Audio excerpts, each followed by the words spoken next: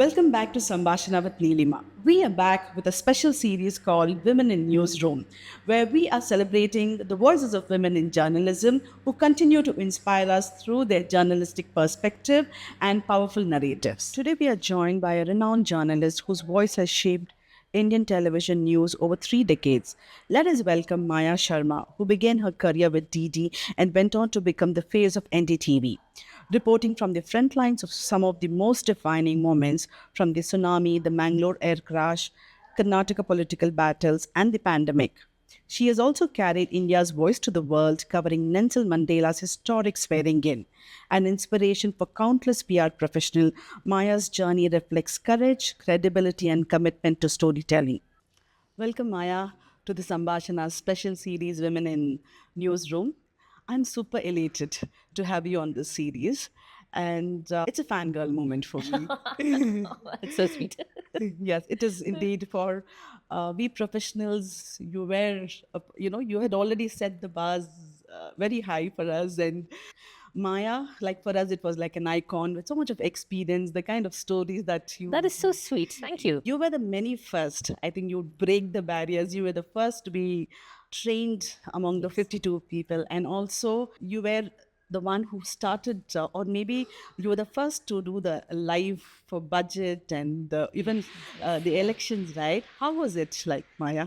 It was really amazing because as part of that first batch of trained television journalists, as being the first to do those live election shows with Doordarshan and NDTV, the first to do the budget shows with Doordarshan and NDTV, it was really exhilarating because, like you said, we were the first. So we were making the first mistakes. Yes. We were learning on the job. And just that moment of standing there before the camera, you're standing in front of the camera and waiting for the signal to go live, and your heart is pounding like this. And that excitement Yes. was like nothing else. Yeah, yeah. It's just a feeling which it was just wonderful. It was such a fresh experience, and I feel very fortunate to have been part of that entire adventure. That feeling right now I'm going through, like whatever. But then, as I said, it is truly a fangirl moment for me. Now, back to what we wanted to discuss today, like DD or NDTV. What was the backstory like? What made you join journalism or take it as a full time? Because NDTV, I'm like close to 30 years is a long period, right? Could you just give us some insights about how did this happen and what made you take this? Well, I must say that journalism wasn't a kind of childhood dream or a ambition from the time I was a little girl. In fact, I studied science. I did a BSc in science, chemistry, botany, zoology, because I loved animals. Okay. But unfortunately, zoology was only, in those days, cutting up the poor creatures. So, very randomly, I heard of a friend who'd studied mass communication for post graduation, and I applied for that course in Bangalore University and I got in. Okay. I'd always liked writing. Hmm.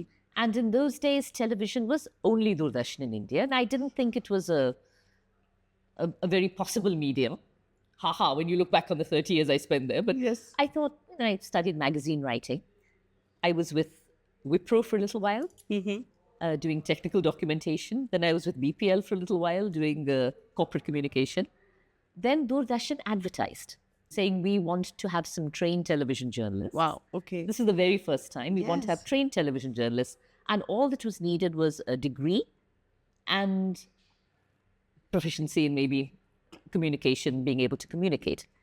And I think there were some 50,000 or 60,000 applicants. We went through a written test, we went through 2 rounds of interviews, Right. and then 52 of us were selected for training in FTII. Yes. It was so exciting. It was Okay. very exciting. The training especially was exciting. The reality of Doordarshan was mixed. Part of it was fantastic and exciting. Some of it was very routine and dull. But it was wonderful. And when I began to work with NDTV also through Doordarshan for the elections, and then Prannoy Roy offered me a full-time job. And I thought, okay, private television is also opening up. Yes. So that's how it all happened. Those initial days of training, because now you are also into teaching, right? I'm like, when you kind of, make a comparison, what is it like? Because your initial training is so much, what you say, those initial days to right now, what Yeah. is it so advanced right now? One very big difference is, of course, the technology of it. Yes. When we entered the field in Doordarshan and what we were trained for, We would have a huge team when we went on news shoots. We'd have the camera person with a big camera, a huge, heavy camera that would have to sit on the shoulder. Yes. We'd have a sound recordist who would carry a recording equipment, which would be attached to the camera. Yeah. There'd be a lighting assistant just for the lights. There'd be Yes. the reporter. So it was a big team which would go. Now you can report with this. You can go live with this. Yes. You shoot, you can go live anywhere. Yes. So technically, technologically, there's been a huge difference. But there's also been a very big difference in the way we report and the content of what we report. In the early days, especially with Doordarshan, it was very straightforward. This inauguration happened. The Asian Games happened. Yes. This happened. It was very straightforward, factual, no frills, no color reporting. Yes. Very basic. No views, no opinions. Then I think as private television expanded, it became more challenging, more investigative. There was more holding authority to account. It became more maybe antagonistic in the sense of questioning people. And those were good years. That was when journalism was doing what journalism. Journal. Yes. Yes. Now I think it's on a downslide. There is too much opinion being expressed. We all bring our individual biases into reporting, but right now I think the bias is just too strong, too much. I don't see much, I'm talking about television journalism. in Yes. particular. Yes. I don't see many neutral channels. Yes. It's more of your individual narrative, your perspectives comes. It's very obvious. I think I will just not say much about it because you are there and you could say. And another thing is, during your long stint with NDTV, you also covered tsunami. You covered a lot of disasters and many. Look, Veerappan's story. You know, there are different stories that you've covered, and also political campaigns at a longer stretch, right? With this, what was your preparations like? Because right now there are different platforms, like the technology is just there. The stories get easily picked up from social media. In your days, we did not have social media, right? And your preparations would be very, very different from what it Yes. is now. Yeah. I just wanted to understand would be how y'all used to prepare, and what does in a newsroom, like, in those days. Could you just give us an insight or an overview of what used to happen those days? It is true, it's very different today. If, let's say, I'm going to do a story today on orange balloons or something like that, I can quickly go online, look up orange balloons and figure out the background and get some basic information. I will, of course, fact check, Yeah. but I can get some basic information about orange balloons. But back then, when we didn't have Google or we couldn't get news online, we would maybe have to have read about orange balloons in our reading. When we read the newspapers, when you read the magazines, we had to have that background information with us. We had to be well read and informed about what was going on in the world. Yes. It was not enough to just on the way to the shoot, just kind of quickly. So I think we had to have a greater general knowledge at that time. We had to have contacts. We had to know people who could tell us, who we could call up. Some sources. Yes, who to could get- tell us. Tell me about orange balloons. You have to have that orange balloon expert. So Okay. he or she would then tell you, yes, and give you the history of it, and somebody you could trust. You had to be receptive on the spot itself and learn as you went to the place. Yes. So whatever it Think was. on your whether- feet when you are in front whether of it the was politics or science or environment, we had to come in with a lot of knowledge which was already there, which was not something which we could access the same day. So it was more challenging, but then we didn't know it then. Now, when I look back and I think, how did we manage? Yeah. Now, when I look back and I think that how much reading we had to do, Lots. No. how much preparation we had to do, how much we had to know. Yeah. Coming into the story, how much we had to know. Right. So I'm quite impressed with all of us who worked in those days also. Absolutely. Let's give us a quick clap. Yeah.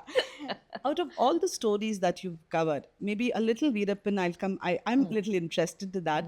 But is there anything which was very challenging for you when you kind of covered, be it the Mangalore crash Yeah. or with the tsunami that you Yeah. covered, or the COVID? I think we all have dealt with it. Yeah. But anything that was challenging for you? There were different kinds of challenges. There were emotional challenges, like when you were reporting the tsunami and you see the grief of people who have lost everything, their home, their belongings, and loved ones. Yes. When you see the grief, and there's nothing you can say to make it better. Or when you're talking to somebody whose house has collapsed, somebody whose child has been washed away in a stormwater drain. Yes. And you're doing the story hoping that the authorities will then wake up and help look for the child or stop this kind of thing happening in future. But it's very hard when you see that personal grief and loss, Right. because one has to keep one's humanity and empathy, but you're also a professional doing a job. Right. So you have to get the facts, you have to get the details while showing empathy to the person who's suffering like that. So it can be emotionally difficult to do a story. There was a little girl who was abused by her father because she was born as a little girl, and she died in hospital after a few days. And like stories like that, it's like God. stories of death by suicide, stories of, they're very disturbing emotionally. So that is one way challenging. There are stories that are scary, like when we were shooting illegal mining in Ballari. Mm-hmm. We'd gone to shoot some happening, and we were on the edge of a quarry, and the men came and started quarreling with us, shouting and this and that. And my camera person was there and I was here, and the quarry fell a few hundred feet just there. And it's a frightening moment because Yes. if somebody in anger had just done that, I know. that was frightening. Yes. After, we'll come back to Veerappan, but after he kidnapped somebody at Yes. 1 a.m., we left at 1 a.m. in the morning and drove at night to the Bandipo forest, and you wonder what's happening. During the tsunami, we were on the beach interviewing survivors, and there were rumors of another tsunami coming. And without realizing, I found myself running from the beach. We all were running. I didn't even realize I was running. There are moments of fear when you're covering a riot, a mob situation. I was covering some protests by state employees, and into the van, one big rock came flying. So there's physical fear.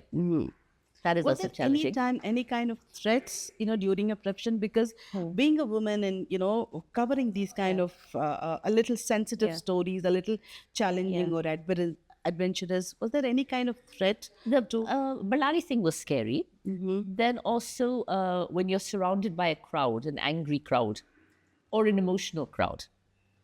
When we were covering the death of Dr. Rajkumar, the crowd was so emotional. A little out, they were a little out of control. So it becomes a little, you have to be very sensitive about what you're saying, the way you're presenting yourself and all that. There have been times when it has been a little nerve-wracking. How did you manage that? How did you kind of face it? With TV, one is fortunately not alone. We work as a team. Right. So there was never a stage when it was just me. Okay. There would be the camera person, there would be another, maybe the driver of our car. There would be a team, a small team. Yes. And I've had some wonderful colleagues who always made sure. In one of the previous episodes when we were doing, Nolan used to tell, the team that you work, especially is when you are in front of the camera, that team is very important. That's the one which stands with you. Oh, right? Absolutely. Television in particular is just teamwork. Yes. It's just about teamwork. Who you see are the people in front of the camera, the anchors, the reporters. But it's such a massive team behind, and you've Yes. got to get along with the team. You have to. It's nice on a daily basis to get along with your colleagues, but professionally also. Yeah. You need to respect what everybody is doing, the work of the sound recorders, the work of the camera person. You have to. It's everybody is important. The producer, the production, the person putting you on air. So it's a huge team effort. And that has to be remembered. When you just said about the respect, but in one of your last interviews, I just said that when it comes up to reporting, there's no gender discrimination. But did you face any kind of discrimination? Because we women, when we try to climb up the ladder, the opportunities for us is very, very limited compared to the ratio. When you look at these stats, it's very, very limited. But in your profession or with your experience, Maya, did you face some kind of discrimination, or did you see that pay parity, everything? Just your views on that. I think that two ways. Like, one is television journalism is a little unusual in that you do see quite a few women in senior positions, both editorially and on camera. It's a little unusual that way. Most other professions don't have it like that. Yeah. Secondly, I was with NDTV much of the time. And NDTV was founded by Pranoy Roy and Radhika Roy. Yes. And there was a definite a definite stress on making sure that women had their voice, Yeah. that they had their growth. So my experience, my individual experience may not reflect the greater universe. Did you come across any other incidents? On the field, yes. Yeah. On the field, definitely. When you have your sources, when you have a politician, a senior person, I'm not going to go for after hours drinks and hang out and chat. And there is that little thing. You don't have that kind of access, which for crime reporting with the top cops. There may be a little bit of a boys' club, which women don't have. Also, physically for women, it's a little more difficult when you're covering floods in North Karnataka and you don't have access to a toilet for 12, 14 hours. It's a reality. Yeah, that's So, or in the heat, I would take little sips of water because I didn't know where the next toilet was, which is an absolute reality for women. yes. And there were some places which was a little unnerving. When I was a young woman traveling with Doordarshan, and we'd be put up at these huge empty inspection bungalows and the power would fail. Okay. It was a little unnerving. Yeah, yeah. Again, I had teammates who would look out for me to make sure I was all right. Right. But there have been times when a party president was being elected in Bangalore, and there were many party workers at the venue. And after the announcements, it was an assault. I had to get away. I was separated from my team. I had to get away with people touching, and it was a nightmare. My God. Yeah. So there are challenges which women in India face, and which is definitely faced by women. And we hear today, like recently, we hear a lot of those stories, right? I guess nothing has changed when it comes up to women's safety. Unfortunately not. Yeah, right. We have progressed so much. Yeah. Like you said, you've covered a lot of political campaigns, even Modi's political campaigns, and a lot of, I think, down south Karnataka elections also. You have covered quite a lot. Yes, since 89. I just wanted to personally for you, what were your learnings from these campaigns? Because we get to learn a lot of things, right, from like on the work, but I just wanted to know your challenges, your learnings from these political campaigns. We used to have this very fun format where we'd follow a politician. Yeah. A day in the life, or 24 hours, a campaign trail. Yes. So we'd start with a politician, and especially in Karnataka, it would be the BJP, the Congress, and the Janata Dal Secular. Yeah. We'd follow a leading politician, Yes. whether Mr. Veerappan, Siddaramaiah, S.M. Krishna, Kumaraswamy. And we'd be with them from time, like we literally have breakfast with them. Then we'd see their interaction with the public, and we'd listen to them, and we'd do interviews in between, Yeah. and we'd watch their interaction with their aides. And it was really fascinating because India is a culture which loves its stars. Yes. Movie stars, cricket stars, Yes. political stars. Yeah. The hysteria when a top politician appears and the response from the crowd, it's amazing to watch. I think we Indians have a different kind of fan following for different Yeah. people, right? Yeah, Be it yeah. politicians or movie stars. So when you see that, it's very interesting because the politician may have done nothing for the people. They may have neglected their constituency, but still it's, oh, that person's come. I know who that person is. So Yeah. you see that and you realize that,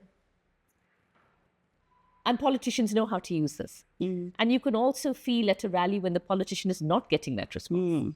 You can see the people are not interested, or they've not turned up, or, and then you realize how much is stage managed, how many times people are busted with the promise of a lunch.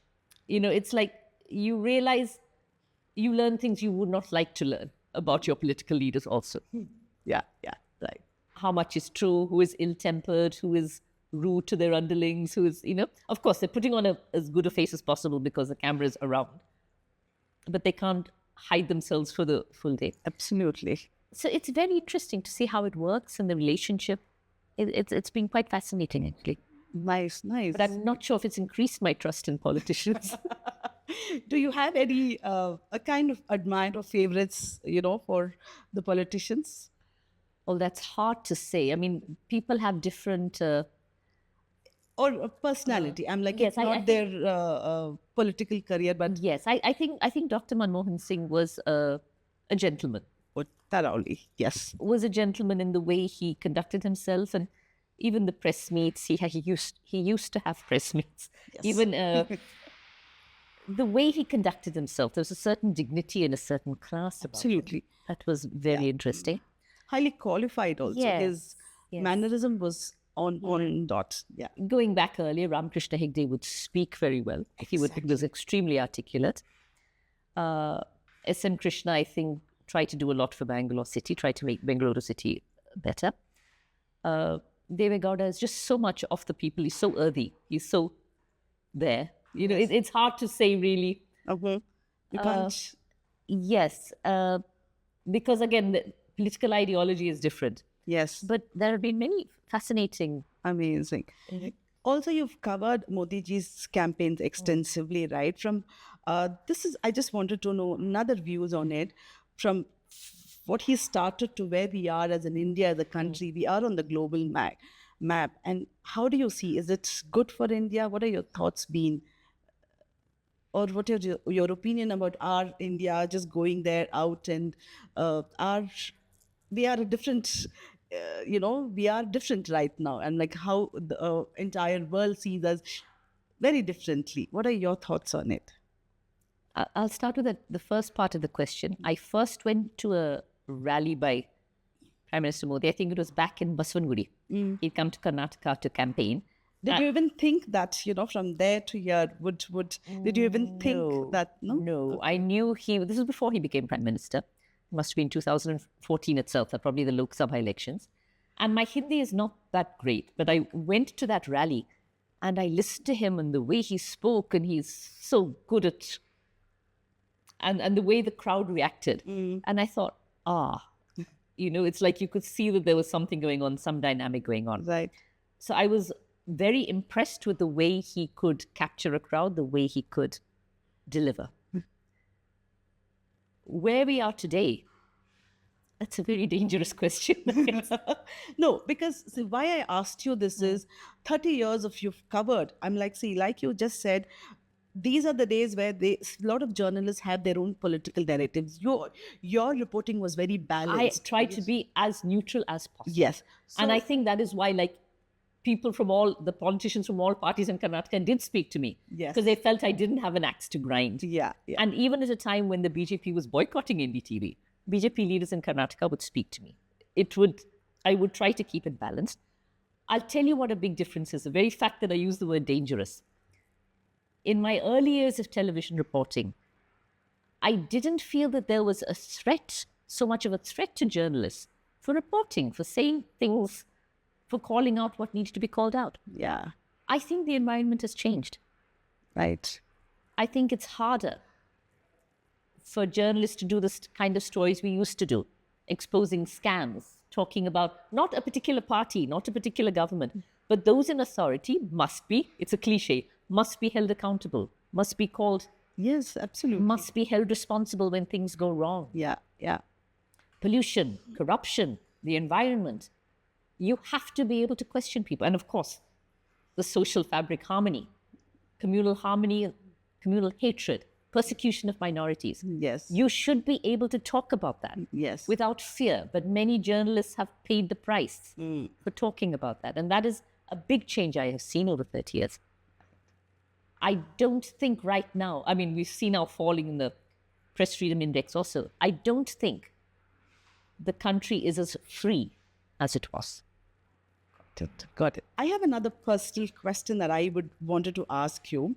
When I traveled very interiors of Andhra Pradesh, I was really surprised and felt very nice when YSR's statues were everywhere. And later on, I knew that he's done Padayatras to win his elections. And this question is related to Padayatras. And we also seen recently Rahul Gandhi also did Bharat Jodo, but that has increased a little bit of share there. But according to you, those days, when Padayatras are done, there's a lot of connect which happens with the people. Right now, we are in the tech, a lot of connections happens right now. Do you think it's part of a kind of framework, like a winning strategy that these Padayatras are done. I think most of them, what I've seen, even Chandrasekhar or LK and Advani, they did really win there.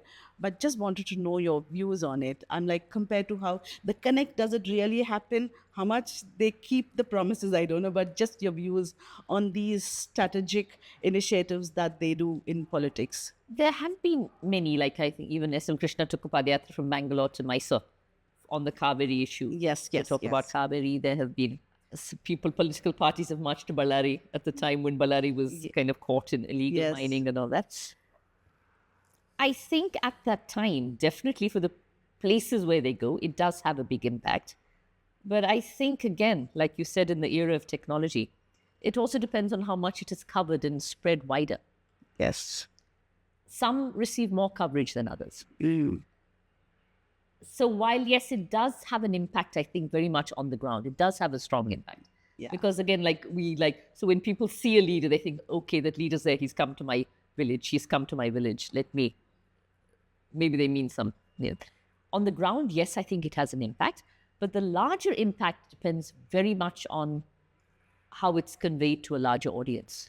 For me, when I started digging a little bit of YSR, because, the kind of statues every other street, and, a little bit, I wanted to write a piece, the politics of Padayatra, but I did not write though, but I just wanted to know your views. Like cutting a little, a bit away from, what you say, politics, you covered quite a lot of Veerappan crimes. How was it like when you tried to cover as many as you can? Yeah.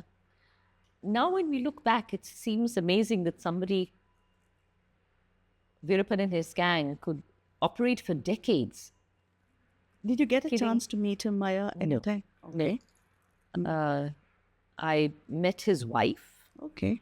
Lakshmi, in Tamil Nadu. I'd gone there to interview him. And the only time I saw him was when he had been killed. When he was shot dead, we traveled to Dharmapuri, and his body was right there.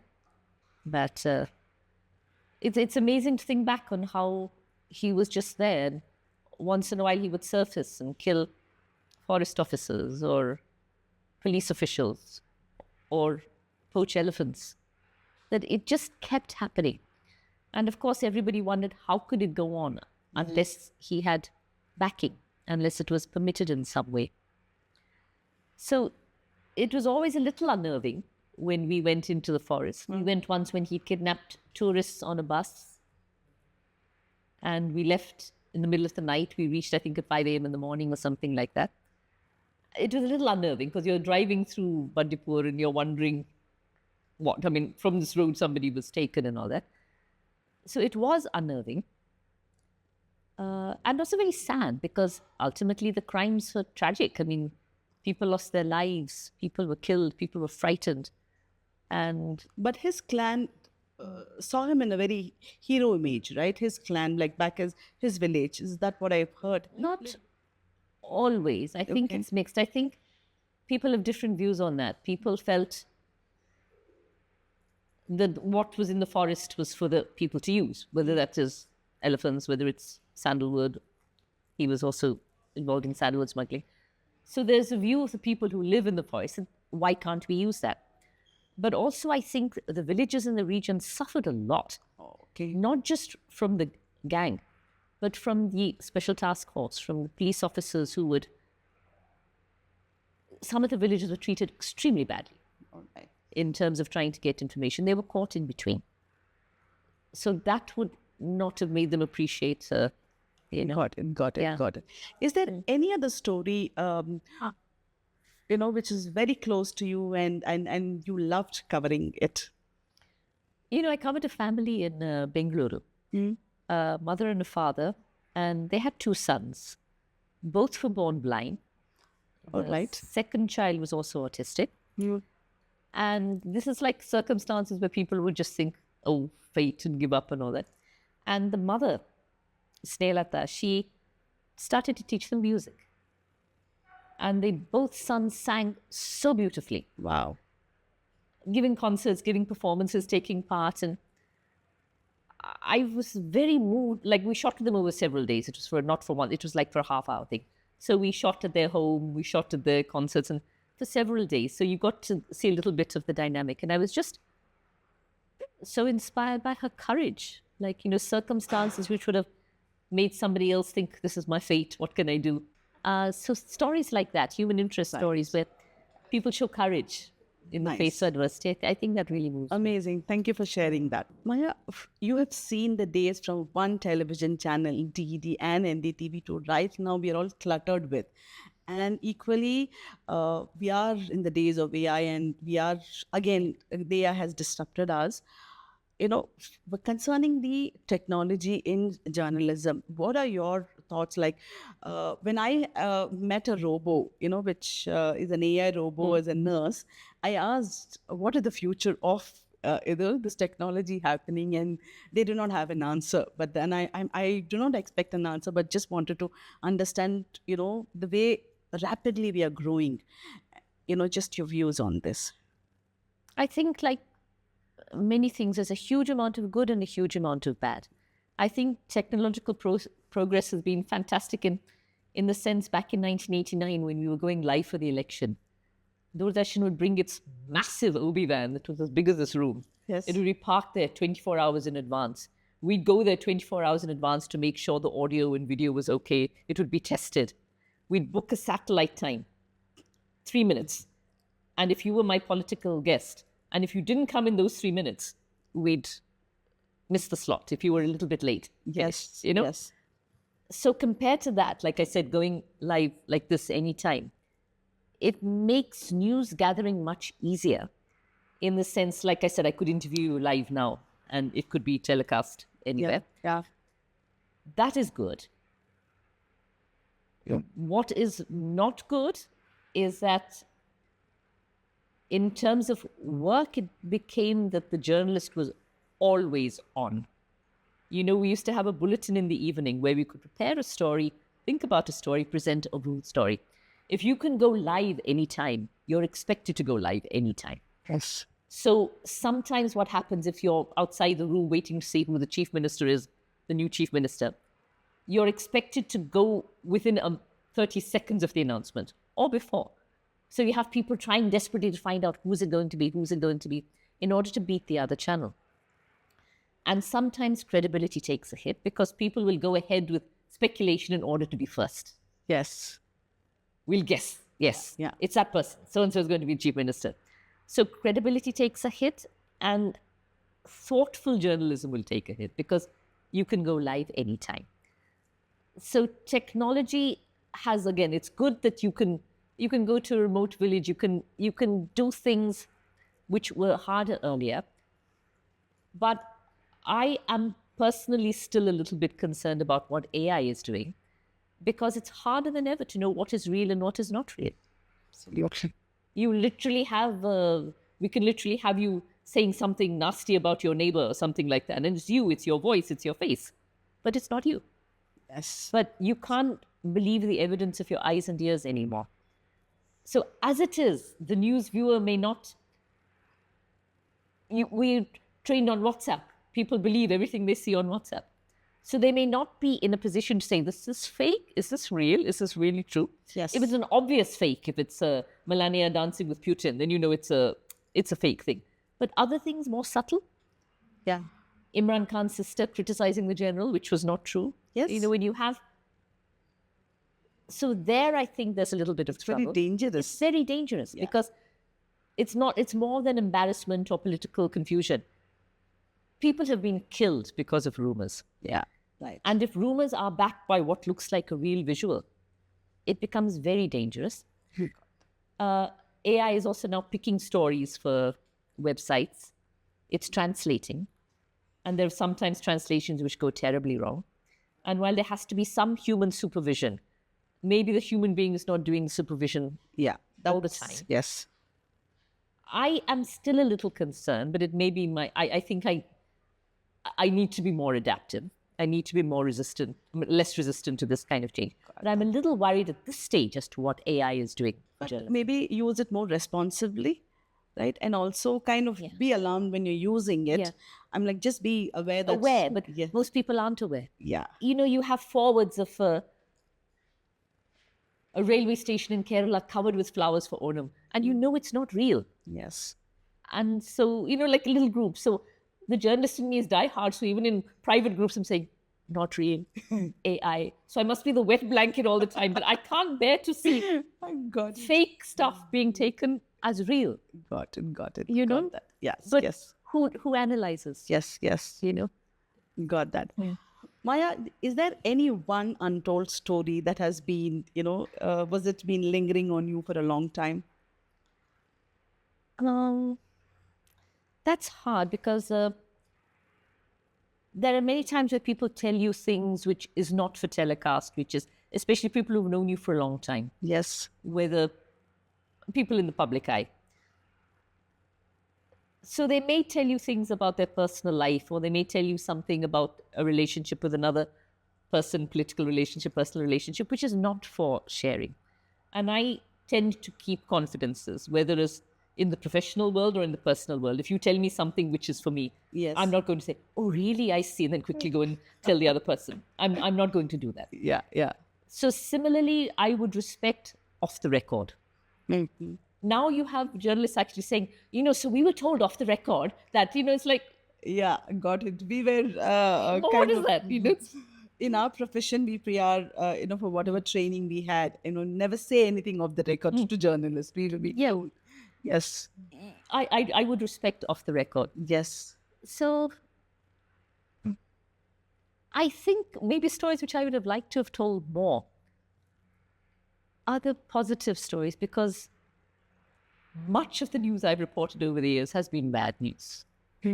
Yeah. Got it. Got it. That is what makes news. I don't want to be all rah-rah and everything's fine and there's no garbage in the city. Bengaluru never floods. I don't want to be fake. But I think that with all the circumstances, there are people who are struggling to make things right. And sometimes those stories, even if we cover them, don't get the airtime. I remember doing one story. NDTV tried to introduce a bulletin called Good News. And good news. positive stories. Yes. I did a story which I loved on these circus tigers and lions which had been rescued. And they were released into large enclosures in Banagatta. And this tigress, the female, always braver than the male, the tigress came out like this. And for the first time in her life, she looked up at the sky. For the first time, her paws felt the earth. And there was a little pond there. Then she went to the water and she got into the water. And by this time, the male tigers also thought, okay, maybe it's safe. They also came out. And she got into the water. And it was just, oh my God. I mean, of course, she wasn't free. But she was experiencing things which an animal should experience, which she hadn't so far. So I loved that story. But I don't think that program ever got a sponsor, ever got traction. Got it. Yeah. Because people want to see the conflict. Like in fiction, there has to be conflict. And in news also, it looks as if there has to be conflict. Yes. We used to have a thing called And Finally in NDTV, which was a positive story, a kind of strange story. We used to have that. But I think we don't see enough genuine positive news. Not fake positive news, that the AQI in Delhi was fine even during Deepavali. Crackers didn't make any, not fake positive news, but real positive news, real news of people who are trying to do something. Despite everything, who are trying to do something. I think those stories I wish I could have been able to tell more. Or even if I told them and they were aired, that they got more. Okay. More airing. In your opinion, do you do you think still Delhi is the epicenter of the mainstream media? Do you feel that, Delhi is being there, and then from the south, there has to be a lot of struggle to get your slot? It's still? Very much so. Okay. It's very Delhi-centric still. Very Delhi-centric. We used to have South bulletins, we used to have, but it was a bit of tokenism. We were not given any extra facilities to produce programs. But in spite of that, Maya Sharma made her mark, and you kind of made it a mark. And that's so nice. I hope so. I tried my best because I'd love to report from Karnataka. Yes. At one point of time, when I think because I come from an old school, PR thoughts, and for us, NDTV was Maya Sharma. Like it was, and like it's nice. That's why I said it's an honor. I feel really privileged to have you on this show. Right now, do you miss being in front of the camera? I it was as soon as I stopped, like it was kind of a soft stop. I went from full time to a consultancy, and then maybe on panel discussions. So initially, I used to wake up thinking, don't I have to rush somewhere? And I still sometimes have dreams or maybe nightmares where I have to rush. I have to get there. I have to shoot. I have to edit. Like, but right now, when I look back, the constant pressure, when I was living it, I lived it, I enjoyed it. Yeah. Now, the constant pressure of 24/7 news, I don't miss it. I like to be able to think. I like to be able to plan my day. I like to be able to not rush in the morning. And especially rushing in Bangalore is tough. So we'd have this 9 a.m. con call. Bellundo Lake could be on fire. Yes. And they'd say, can we have a live at 10 o'clock? And it would take me 2.5 hours to reach Bellundo Lake. So I'd say, not 10 o'clock. I'm on my way, you know? And have you reached? Have you reached? Have you reached? Have you reached? That kind of tension. Or trying to get, I used to have shows and I'd need representatives from the BJP, the Congress, the JDS. And then in the morning of the show, one person would call up and say, I can't make it today. So it was tension. I lived it and I could go on with it. That tension I don't miss. I miss being able to tell stories, but I'm trying to find different ways of doing that. You've also, tell stories through your writing. I read a lot of blogs did my research. Yes. Do you enjoy writing as well? I enjoy writing as well because television is immediate. It's right there. You're in front of the burning building. You're at the riot place. It's exciting. But writing is more thoughtful. You can say more. So sometimes when I had a lot to say, like whether it was Arjuna the elephant or elephant story. Yeah, you can write it in a way you can't say it in 1 minute. So writing gives you more. And I've just written a book. My next question was that, what is keeping you busy now? I've just written a book. It's hopefully coming out in 2026 on the changes, in fact, in television. Okay. And you can say so much more. It's more, you can put more thought into it. You can give different points of view. It's not so black and white. More about the book? It's about my experiences over 30 years, from the early times I told you, when it was Doordarshan, and we'd say, the Prime Minister arrived, the Minister cut this ribbon, the bank is opening, this new credit card has come. Like, it was very... Yeah. Panchayat Raj was a big deal then. Like, it was like, we do the government stories, and in between we try and sneak our own little stories. Got it. To the good years, when there was real reporting going on, television reporting going on, and we'd tackle big issues and all that kind of stuff and question people in power, to what it is now, which I hope is a phase. Yes. Where people are concerned about taking on the authorities, to what it is. When is it likely to come out? Hopefully in the first half of 2026. Amazing. Looking forward to. Before we wind up this segment, is there anything for we PR professionals or the budding journalists here, is there anything you would want to say to them, or you would want to, a little bit of your words, your advice? What I would love to tell anybody getting into PR or television is to be, it's again sounds like a cliche, but to be true to themselves, to follow their beliefs, to not try and fit in, because what we bring to the world is our individuality. Yes. And it's very hard, especially for people entering, especially the young. I know I was there myself. When you want to fit in with the company culture, you want to make sure you're not rocking the boat, especially in a first job when you're starting out. You don't want to have conflict at that stage. And many students have asked me, what if you join an organization and you don't buy the editorial or you don't buy the policy that they're following? What do you do then? Which is very hard, because it's easy to say, if it's not for you, you try your best and then you leave. But people need a job. They need their salary. They have EMIs. They have responsibilities, physical responsibilities. Fiscal. Yeah. So just to follow values. Everyone has their own value system. Even the people who do bad things know they are doing bad things. If you're able to sleep well at night with what you're doing, whether it's in PR, whether it's journalism, knowing that you've been true to yourself, knowing that you've been true to those around you, knowing that you've not hurt people, if you can follow those values, I think that would be the best thing. Got it. Maya, before we could end, is there anything that you would like to say? Anything that you would want to? Just that I think that in a democracy, reporting journalism is such an important aspect of a democracy. We have to be able to tell the truth. We have to be able to question authority. We have to be able to speak truth to power. And it's vital that a democracy has a very vibrant media. Right now, I think especially television media is in a bit of trouble. I'm hoping it's a temporary phase. And I hope we're getting back, because it can only do India good if journalists are able to do the job that they're meant to do. Thank you. Amazing insights you've shared with us, and I have learned so much from you. It's been an absolute pleasure to just be here and have this conversation. It is a with pleasure you. to be here. Thank you for inviting you. me. Let's have some fun, Maya. After some very Serious talk. serious talks, okay? This is a rapid fire round. I have some fun questions, about 5. So can we begin? Sure. Yeah. The first one, what's more dangerous, covering Veerappan or covering office gossips? Now that's a tough one. That's a tough one. Covering Veerappan was risky, but office politics is dangerous too. Say. Okay. If you had to do a Padayatra yourself, would it be for chai, filter coffee, or idli vada? Oh, that's really tough. You are a South I Indian? think filter coffee has to win. Yeah, But I okay. can't do without my idli vada either. Either way.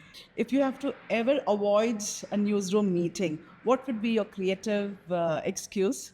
That's a dangerous thing, because one has I think I told you this is a fun. You can just say what you want, Maya. You can just say fun.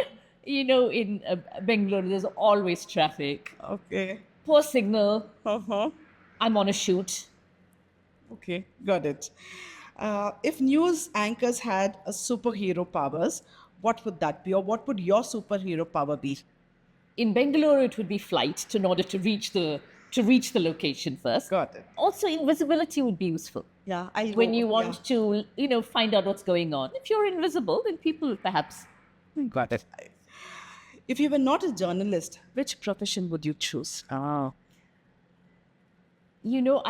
love writing. I mean, it's akin to journalism, but I think I love the thought of being a writer. Again, it's communication. Got it. Yeah. I also think I'd have been a very happy librarian. I love books. Oh, I love books. Would love the peace and the quiet. I'd love encouraging people to read. I love organizing things. So I think, yes. 2 things that I would want you to do, adding just not to take the limelight off you, but if given a choice, I want to be a librarian and a guide, a tour guide. Tour guide. Oh, Yeah. wow. I Yes, just yes, wanted. yes. I know, it's human interaction and talking about. Yes. My absolute pleasure. It was such a sport. I hope you had fun. It was fun. It was fun. Yes. Yes. Thank you so much.